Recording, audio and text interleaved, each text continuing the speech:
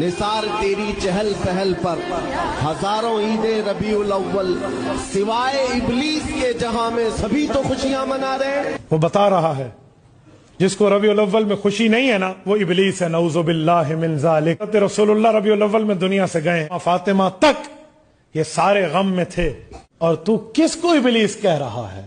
اصل کی بغض میں تو اتنا اندھا ہو گیا، تجھے صحابہ اور اہل بیت کا اعزاز اکرام نظر نہ آیا؟ گود عائشہ میں پیغمبر انتقال کر گئے، ابلیس کو خوشی کی سوجی، صحابہ پہ غم چھا گئے۔ پھر تو بھی کہہ، پھر ہم بھی کہیں گے۔ عجیب بات ہے کسی کو ایسے ابلیس کی بات کرنا۔ ابلیس کو خوشی سوجی، صحابہ پہ غم چھا گئے۔ آپ پیدائش کی اتنی خوشی نہ کرنا کہ وفات پر حاوی ہو جائے، وفات کا اتنا غم نہ کرنا کہ پیدائش پہ حاوی ہو جائے۔ برابر سرابر کا معاملہ رکھنا۔ دیوبندی مولوی کہتا ہے کہ ابلیس حضور صلی اللہ علیہ وسلم کی وصال پر خوشیاں منا رہا تھا۔ ارے نادان، ابلیس نہ تو حضور کے آنے پر خوش ہوا تھا، نہ حضور کے جانے پر خوش ہوا۔ ابلیس تو ہمیشہ غم میں رہتا تھا، کیونکہ محبوب کی آمد بھی رحمت ہے اور محبوب کا دنیا سے پردہ فرما جانا بھی رحمت ہے۔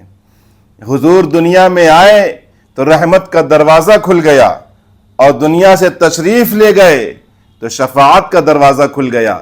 اعلیٰ حضرت فرماتے ہیں، صبح طیبہ میں ہوئی بڑھتا ہے باڑا نور کا، صدقہ لینے نور کا آیا ہے تارا نور کا۔ اور پیارے، جب حضور دنیا سے گئے تو ایک غم کا ماحول تھا، لیکن یہ غم منانا کتنے دن تک جائز ہے؟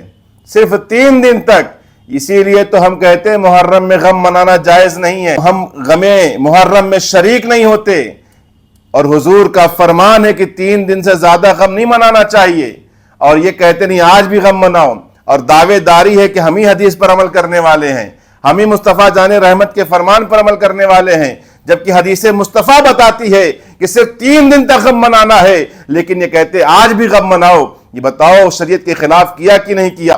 اسی لیے کہتے ہیں ہمارے علماء کہ بے عشق محمد جو پڑھاتے ہیں بخاری، آتا ہے بخار ان کو بخاری نہیں آتی۔